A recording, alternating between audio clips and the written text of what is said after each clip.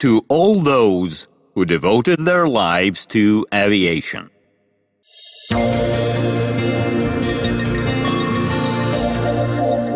Wings of Russia Studio presents.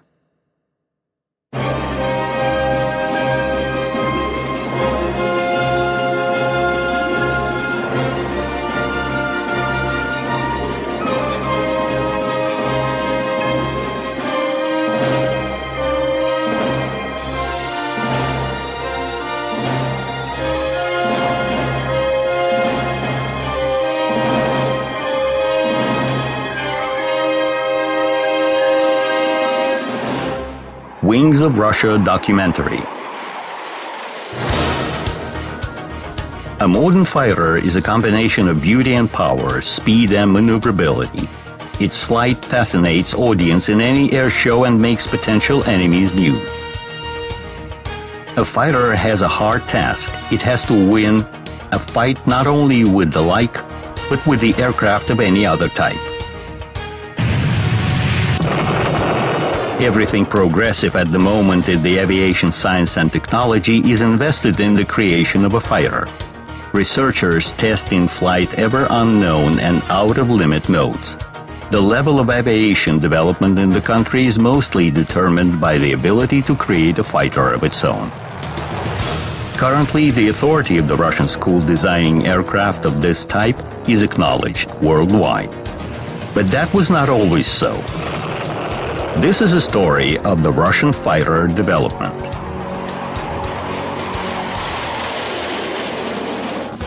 Fighters. First victories.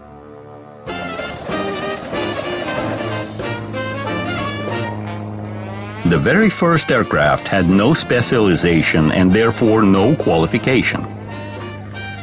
People tried to put different constructions into the air, some of which had rather an exotic look. Making cuts and tries, pilots were mastering methods of piloting, while designers were trying to find the most applicable aircraft pattern. In other words, people were learning to fly.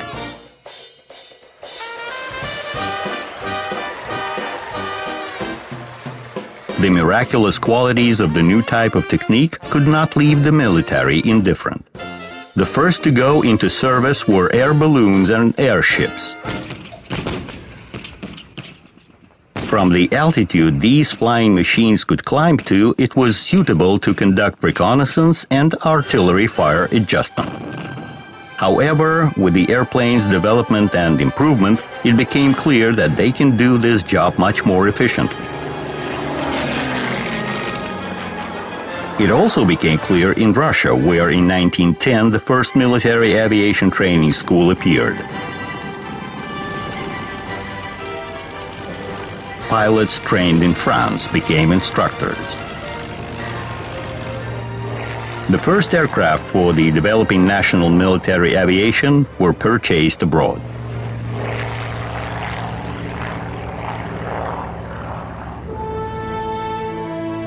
Attempts were made to build such flying machines in Russia as well. From 1910 to 1913, there were even several contests of military airplanes organized. But in spite of all the efforts, Russian enthusiasts failed to create a flying machine which could compete with the foreign ones.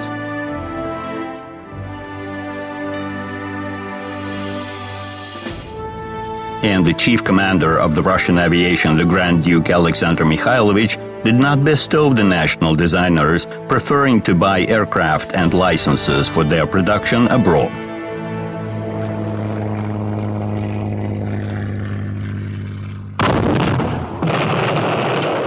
The First World War started in August 1914. Entente, the Triple Alliance of France, England, and Russia, countered Germany and its allies. By the start of combat actions, the national aircraft stock amounted to slightly over 260 machines. Most of them had no arms. Machine guns were mounted on just several reconnaissance planes.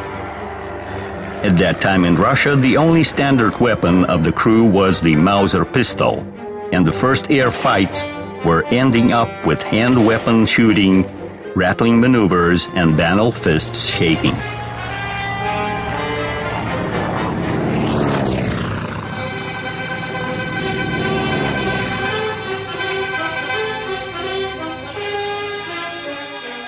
In the Western and Eastern fronts, pilots were trying to solve the armament problem of their airplanes independently. Interesting but useless were attempts of Pyotr Nesterov, one of the aerobatics founders. In early August 1914, he installed a knife in the tailpiece of his Moran designated to cut cover of the enemy's air balloons. However, this was not put into practice. Nesterov's second invention was a long wire with a load, which he hoped to put over the propeller of the enemy's airplane.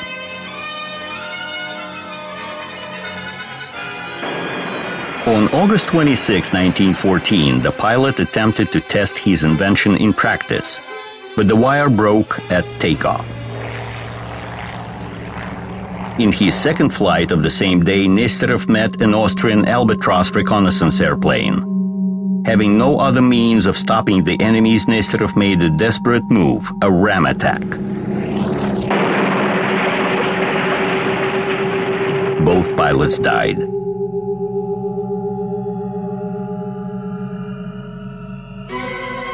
Soon, another Russian pilot, Lieutenant Alexander Kozakov, repeated the legendary deed. He managed not only to put the enemy's Albatross down in a ram attack, but to land his damaged airplane successfully.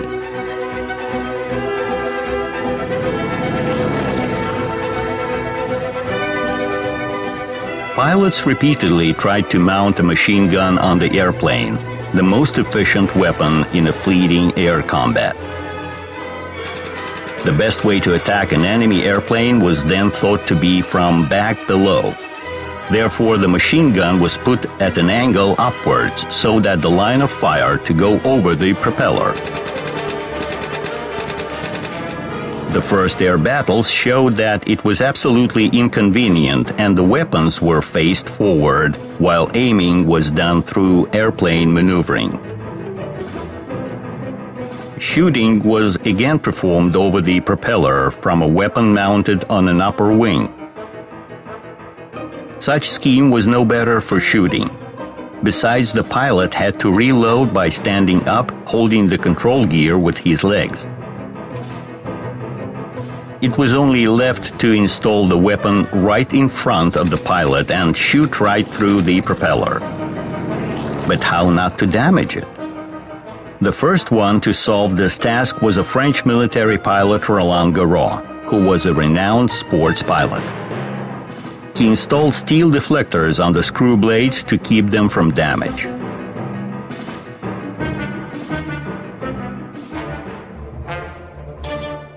In spring 1915, Garros won several air fights on a Morane-Saulnier airplane equipped with a machine gun shooting through the propeller. Soon the secret of his Morane became known to the enemies. But Germans did not copy the French invention, considering it to be non-efficient. They started to develop a shooting-through propeller device of their own. A German engineer, Schneider, invented a firing synchronizer, which was delaying a shot the moment propeller blade passes the line of fire.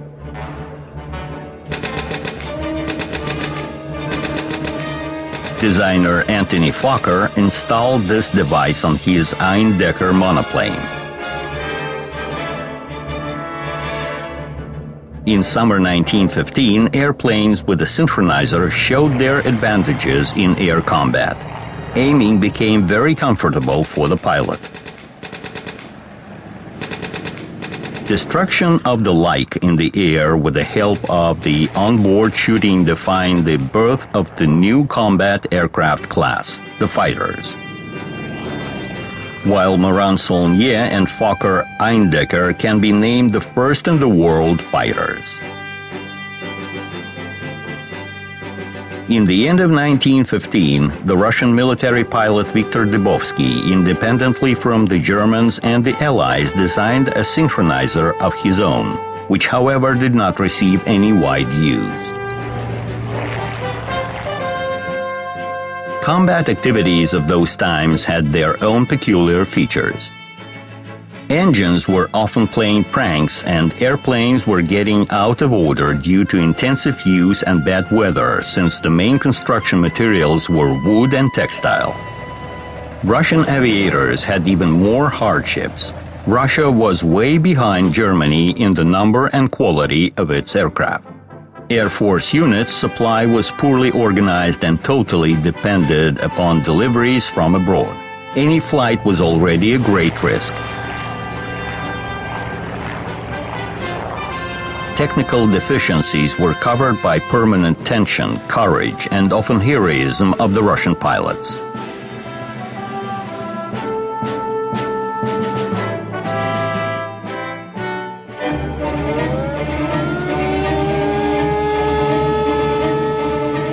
Meanwhile, in the Western Front, monoplanes gave way to more maneuverable biplanes such as the French Nieuport Bébé or Baby and its successor Nieuport 17, the German Albatros D, and the English Pup, Camel, and Snipe of the Sopwith Company. Designers of the latter, attempting to improve maneuverability, created a triplane. According to its trophy sample, the Germans built their Dreidecker, one of the notorious symbols of the First World War.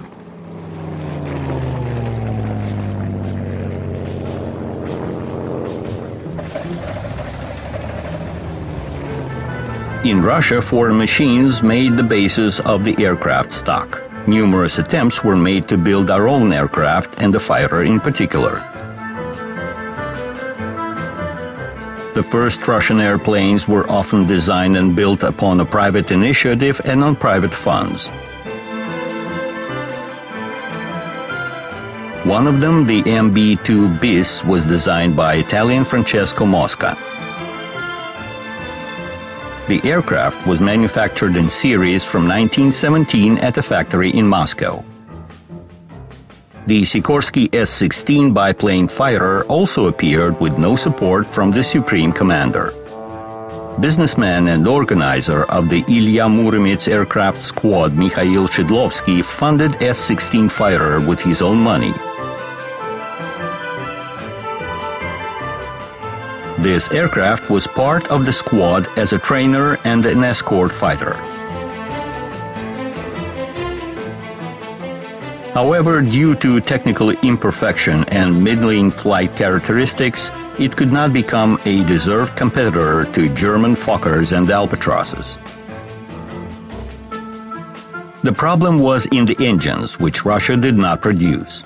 Both aircraft had to be equipped with the available low-power French engines incapable of providing for the sufficient speed.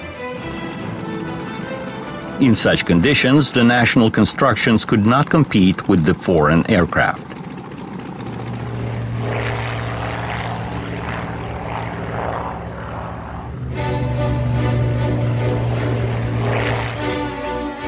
The struggle for the air superiority in the Russian front became especially acute in spring 1916. In this connection, the fighter aviation gained a special status and became independent. Fighter units were formed, although they were staffed with the normally outdated Nieuport 10 and Spad A2.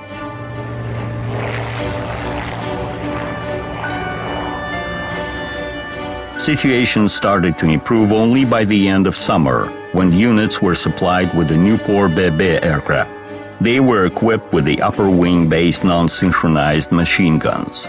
But with all the inefficiency of such weapons allocation, the Russian pilots succeeded in winning air battles. One of the first to open his winning account was commander of the 2nd Fighter Air Unit, Captain Yevgraf Krutin, bringing down a German reconnaissance aircraft. Creation of the fighter aircraft group started in the end of summer 1916, each comprising several air units. New formations proved to be more efficient and influenced the air situation at important sections of the front. Air battles' intensity grew up significantly.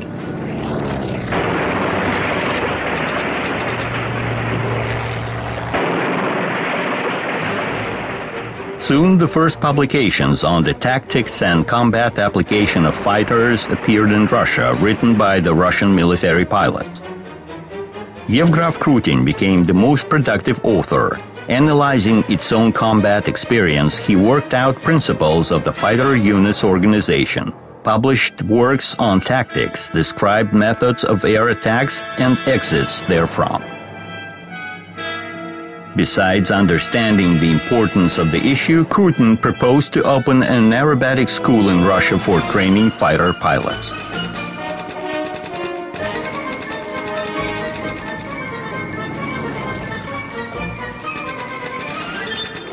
In the years of war, Russia showed the world a lot of examples of courage and high spirit. Yuri Gilshir, despite amputated foot, returned to the hand wheel and won 3 air battles. Another hero, the marine pilot Alexander Prokofiev-Seversky, also flying with an artificial limb, won 13 battles. But the most successful Russian ace was the commander of the 1st Combat Aircraft Group, Alexander Kozakov, who brought down 20 enemy's aircraft, the first of which by a ram attack. The war was coming to an end. The fighter, as its creation, occupied its deserved place among aircraft of other designations. The best fighters of the First World War may be named the French Spad-13, the English SC-5, and the German Fokker D-7. They all appeared in 1917, and each was produced in a series of several thousands of copies.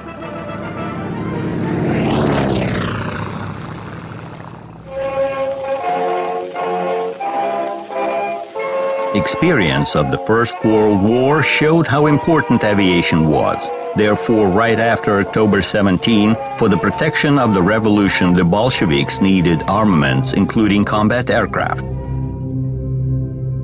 But such plans were hard to be carried out. In the chaos of the Civil War, nobody was thinking of aviation.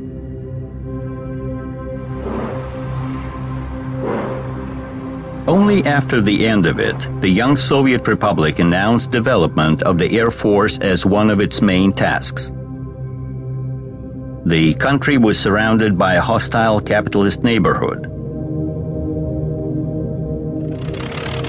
However, money is beyond politics, and before constructions of its own started to appear, the Soviet government continued to buy combat aircraft, engines, and licenses for their production from the very same neighborhood.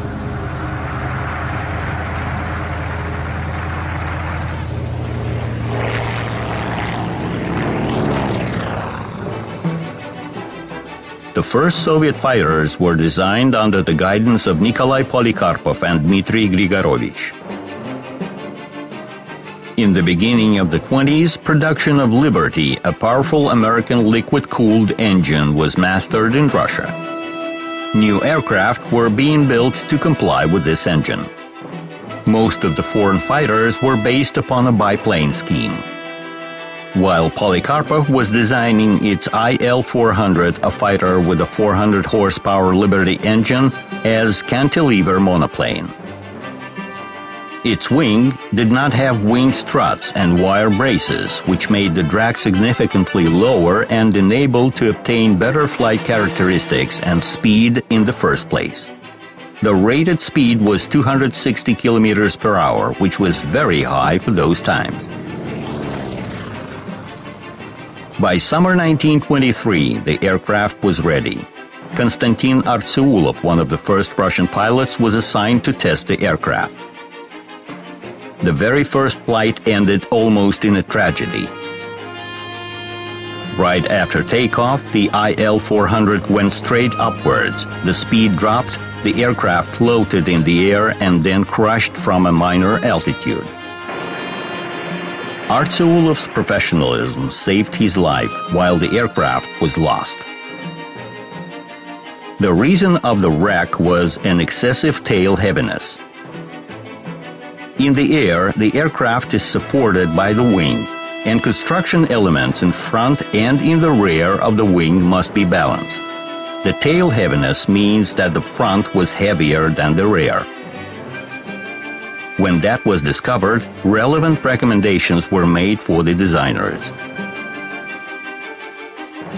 A year after, tests of the second IL-400 started, and the deficiencies of the first aircraft were eliminated. Pilots noted that the aircraft was good at aerobatics and under better control. The Air Force immediately ordered 33 copies of the fighter, which was identified as E-1. Its production started in 1926. However, unlike the tested machine, serial aircraft were rough, heavier, and the center of gravity was again shifted backward. During tests, the fighter flown by Mikhail Gromov did not manage to exit the spin, and the pilot had to jump with a parachute. The aircraft was deemed dangerous and was not accepted for service. Thus, the first attempt of making the Russian monoplane fighter was a failure. However, its production and tests showed that an aircraft design is a serious matter requiring aerodynamic simulation research, strength tests, and many other things.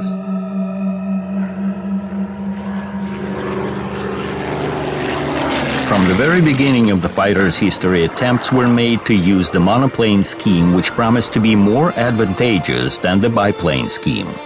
That's how it was in the beginning of the First World War and with the Polikarpov's IL-400. Those attempts could not be called successful. The technical level will progress only by mid-30s. That's when monoplanes started to dominate in the fighter aviation.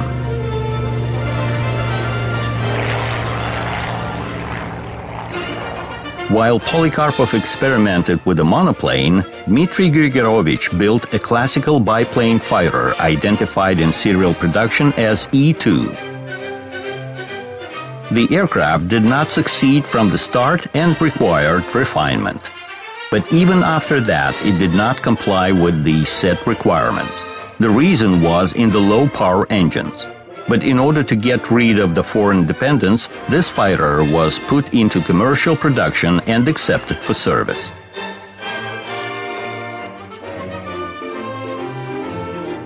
The next in row to be accepted for service were E-3 and E-4 fighters.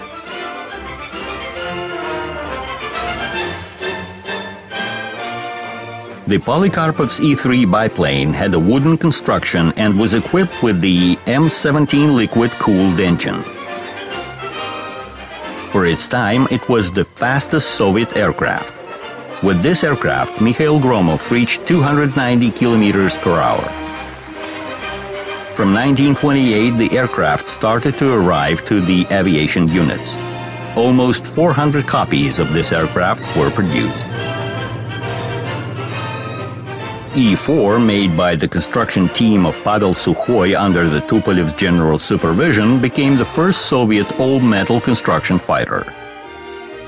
It had M22 air-cooled engine. It was also used in such an exotic project as the wing aircraft. Two E-4s were put on a TB-1 heavy bomber's wing and could detach in the air to perform independent flight.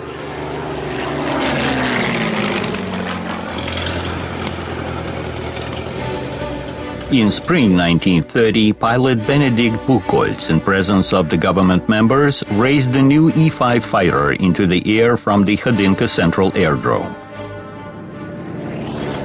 The rudder was decorated with letters VT, deciphered as internal prison.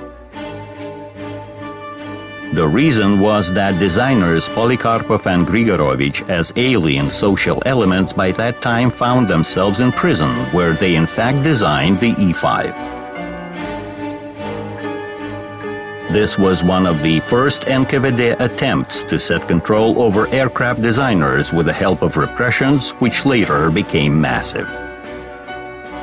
Interesting to know that, distrusting Soviet designers, the Soviet government ordered a German engineer, Ernst Heinkel, to develop the fighter.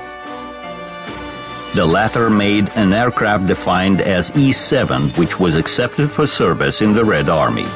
However, E-5, entering service a bit later, in many parameters left the Heinkel's aircraft behind and became the best Soviet fighter of the early 30s.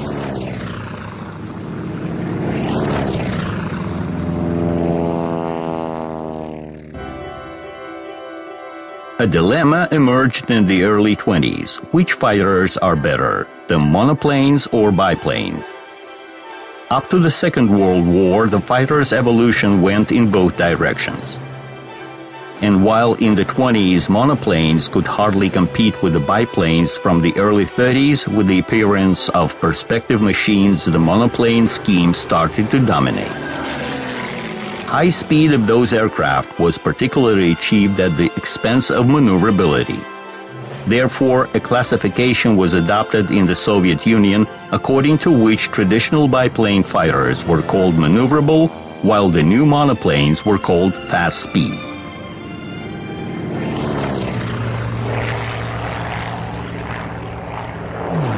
E-15 was one of the best Soviet maneuverable fighters. It was created under the guidance of Nikolai Polikarpov. Its scheme and construction represented a refurbishment of the E-5 biplane.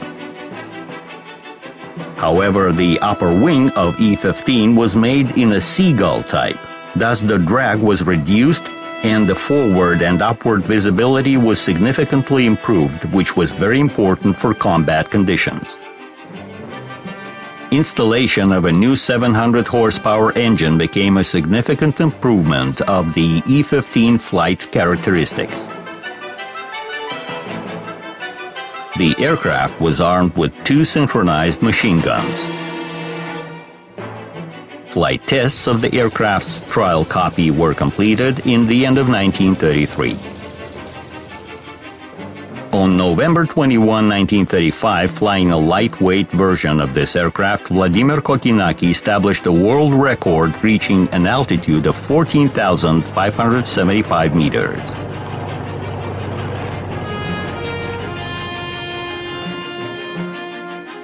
Further improvement of the Soviet maneuverable fighters followed the path of the successful E-15. Its modification, E-15 bis, was put into production in 1937. The upper wing seagull was straightened up, construction reinforced, and instead of 2, there were now 4 machine guns.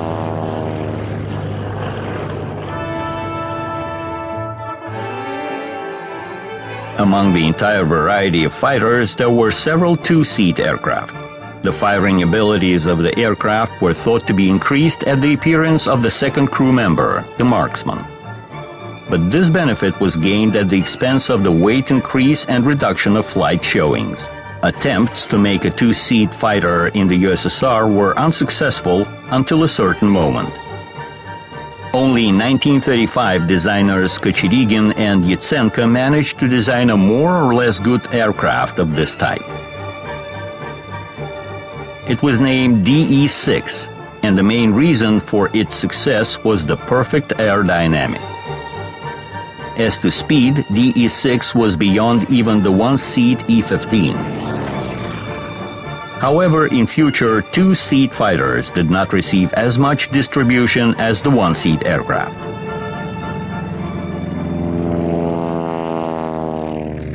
In the early 30s, works to create fighter monoplanes accelerated.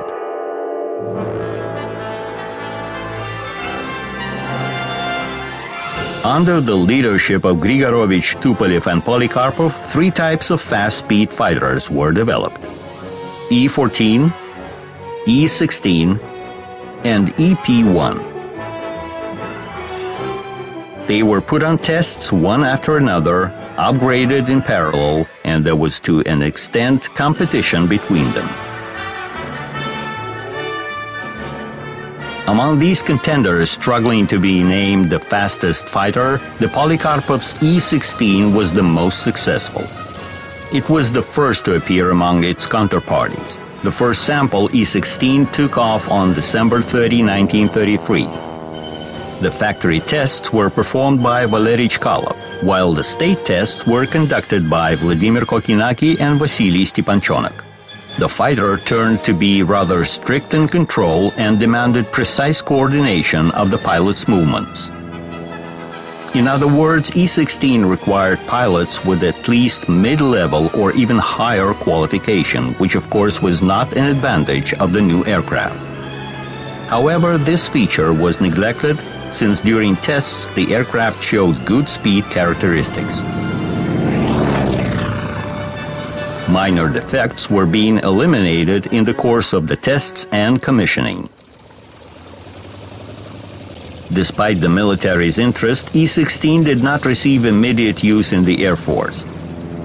It needed large aerodromes, and only upon the completion of runways in the end of 1935, E-16 started to appear in the combat units.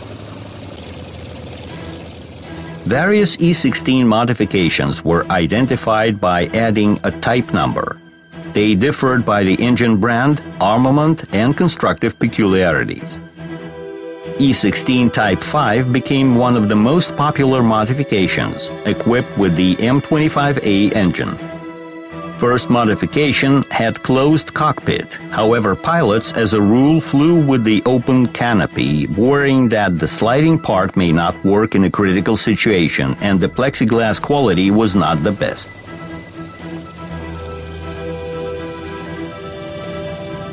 Later on, production of open cockpit aircraft started. This increased the drag and reduced the speed, however, flying characteristics still remained very high. E-16 was armed with 2 Schkass machine guns. This weapon had an outstanding for those times firing rate, 1,800 rounds per minute.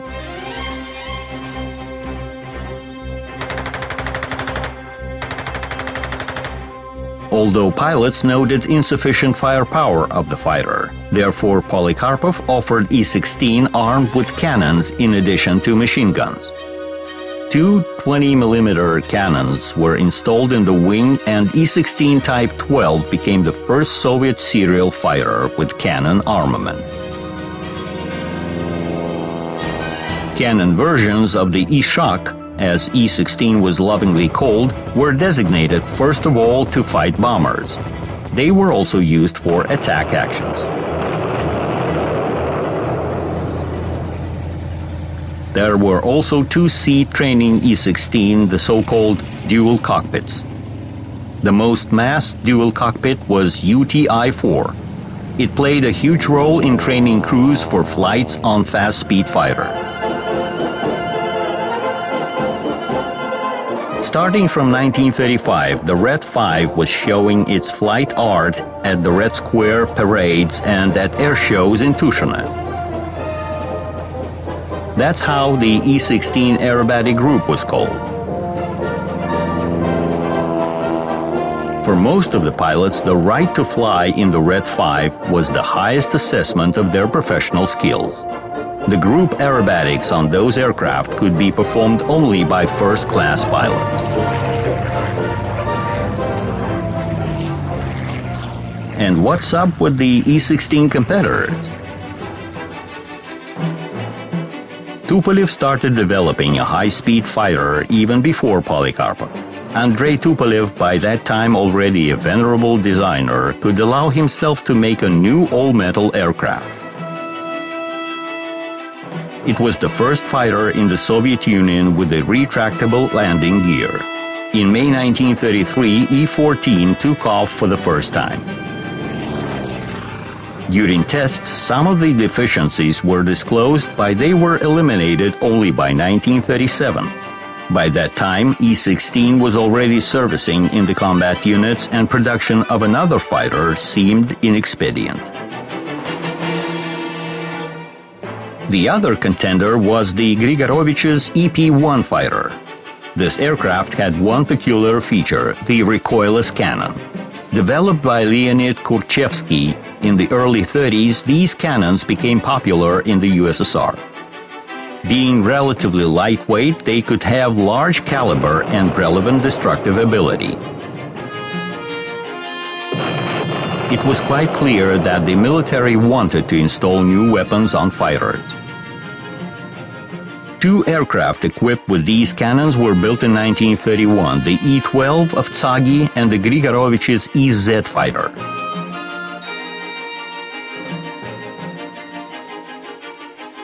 Both aircraft were experimental. Grigorovich continued his research and in 1934 created EP-1 fighter equipped with two such cannons and the Shkas machine gun. However, Kurchevsky's cannons did not prove themselves. They had minor efficiency and caused high aerodynamic drag.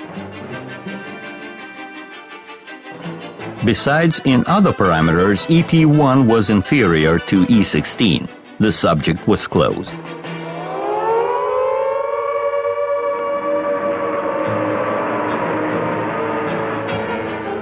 In the second half of the 30s, the Soviet Union took active participation in a number of minor wars, getting a chance to test in battles both maneuverable and fast-speed fighters.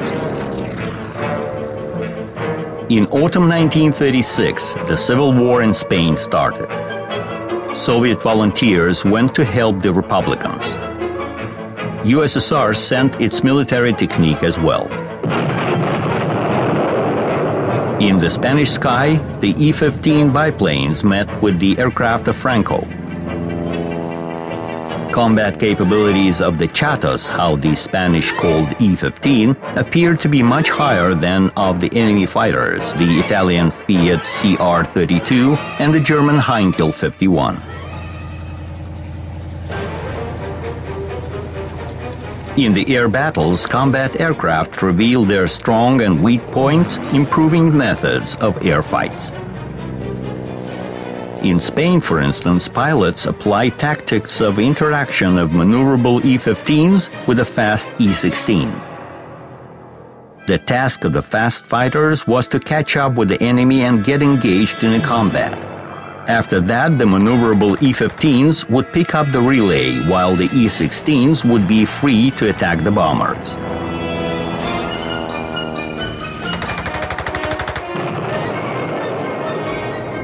E-16 appeared in Spain in 1937.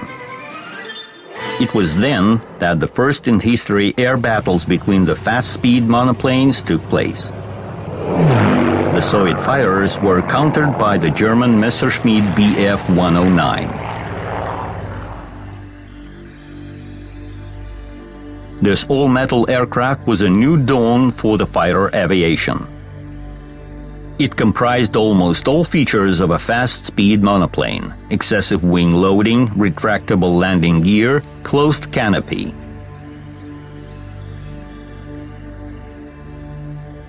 Unlike E-16, Bf-109 had a liquid cooling engine. Such engine has smaller gross section, providing the fighter to have a more streamlined form.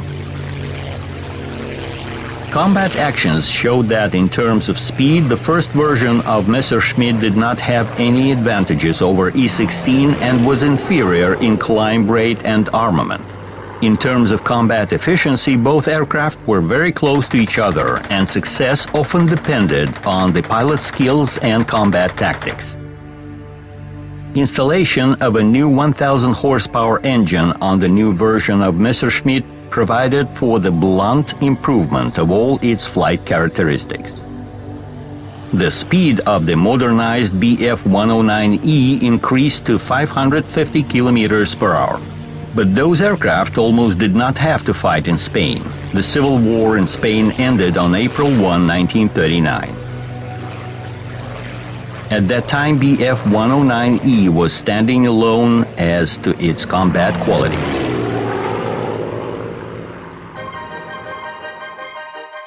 Polikarpov made an interesting attempt to produce a similar fast-speed fighter. The aircraft was identified as E-17. One revolutionary point differed it from the German aircraft. A Schwag cannon was installed in the V of the M100 engine, which barrel went through the hollow propeller gearbox shaft. Such armament allocation had important advantages and was first time used on a Soviet fighter. The central cannon did not need any synchronizer, and its firing rate was higher. E-17 went on tests in 1935. Due to a number of difficulties, they dragged on, and in 1939 the People's Commissariat of Aviation Industry considered the aircraft as morally outdated. While trying to find a way of reducing the drag, there emerged an idea of removing the air cooler from the airstream. Such projects were considered by various design bureaus. The Ilyushin Design Bureau created E-21 fighter. In this aircraft, the center wing surface served as the air cooler. The water heated in the engine, or rather the steam, touching the inside of such surface, cooled down and went back to the engine. For the first time in the Soviet Union, such system was implemented on the Stal-6 aircraft designed by Roberto Bartini, a Soviet designer of Italian origin. In 1933, this experimental aircraft reached a phenomenal speed of 420 kilometers per hour.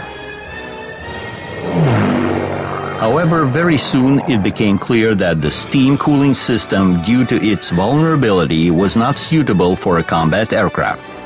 Thus, the Ilyushin E-21 subject did not find any continuation.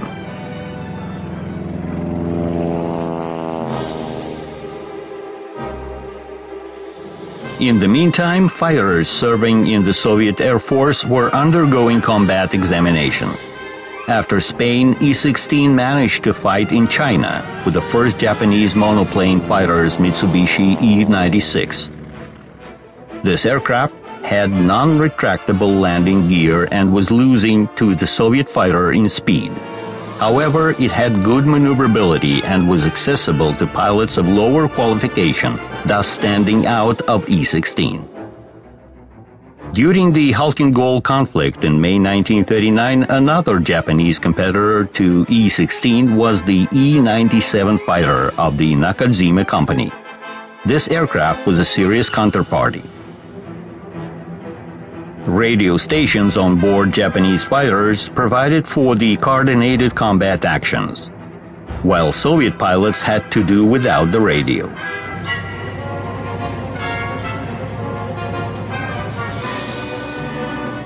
E-15 BIS biplanes took part in the Khalkhin-Gol as well.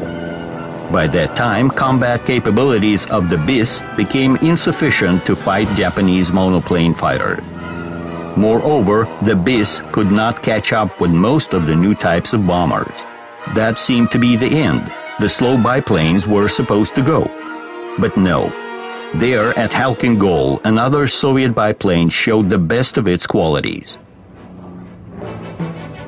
In 1937, when E-15 BIS was just put into serial production, the Polikarpov Design Bureau already developed a new version of maneuverable fighter defined as E-153. The idea was simple: to achieve the highest speed increase by means of aerodynamics, preserving high maneuverability at the same time. In order to reduce aerodynamic drag, designers returned to the Seagull scheme.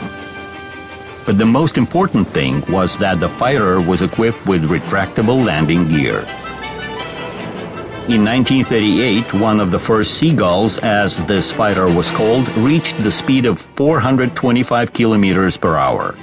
This was only 20 kilometers per hour less than of the fast-speed E-16 monoplane with the same engine.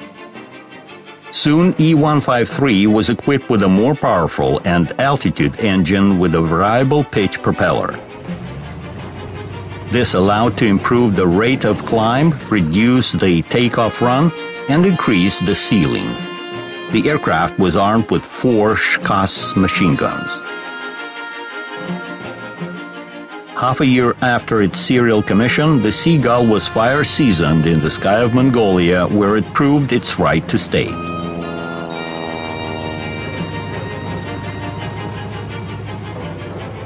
The E-153 biplane fighter was an example of its scheme perfection.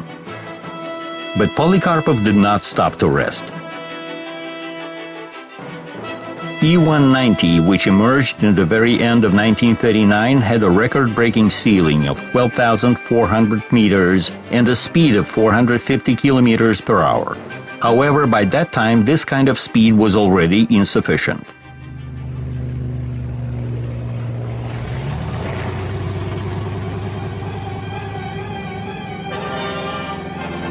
USSR's experience of local wars and conflicts allowed to identify further steps in the aviation development and fighters in particular.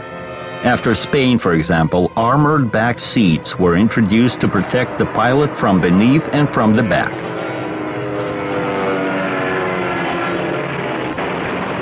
A new type of weapons, the jet projectiles, were tested in the real combat actions of Halkin Gol, after which they were recommended for utilization on nearly all types of the Soviet fighters.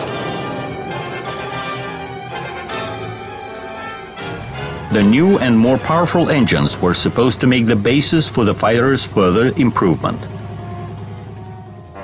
Wide implementation in the second half of the 30s was enjoyed by the two-row air-cooled radial engines, which, having the same cross dimensions, were much more powerful.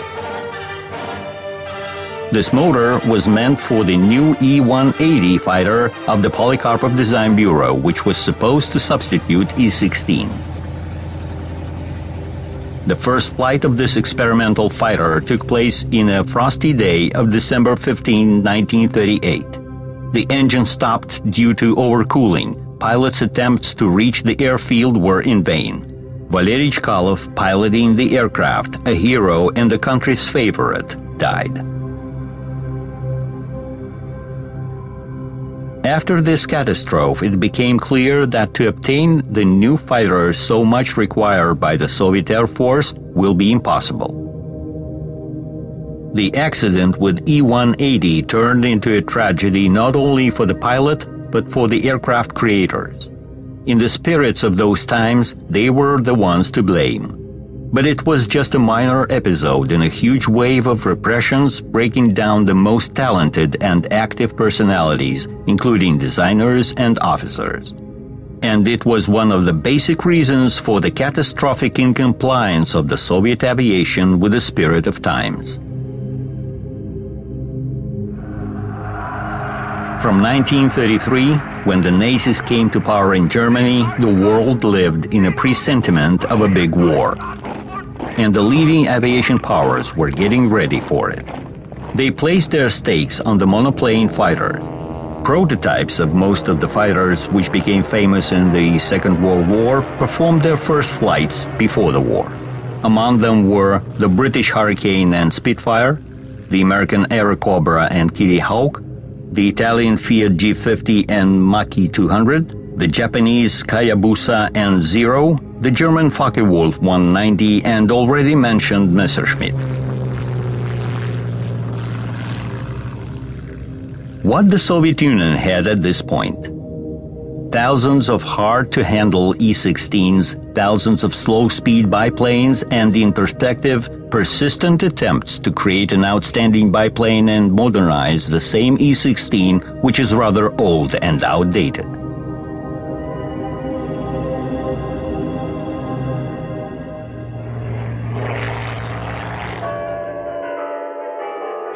In spring 1939, Stalin decided to get a personal sense of the new aircraft development and summoned a huge conference in Kremlin inviting designers and captains of the aviation industry as well as representatives of the piloting and commanding personnel of the Air Force. In result of the conference, 12 design groups were given assignments to design new fighters. In essence, it was a tender in which many of the Soviet aircraft designers took part. A lot of different constructions appeared in result. Mikhail Pashinyan proposed a classic E-21 monoplane fighter. Alexei Borovkov and Ilya Florov designed E-207, which uniqueness was that the biplane's cell had no bars and wire braces.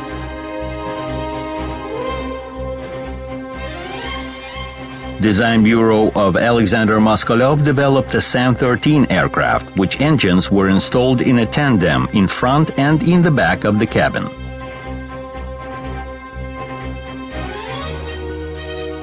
The most interesting was an ES fighter construction developed by pilot Shevchenko and designer Nikitin. The lower wing of this biplane was folding up in flight, so it was taking off and landing as a biplane while turning into a monoplane in the air.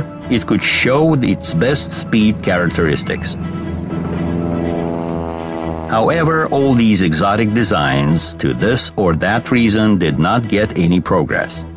What the result of the tender was, which way the fighter evolution went, and how advanced in the years of war it became, you will know from our next film.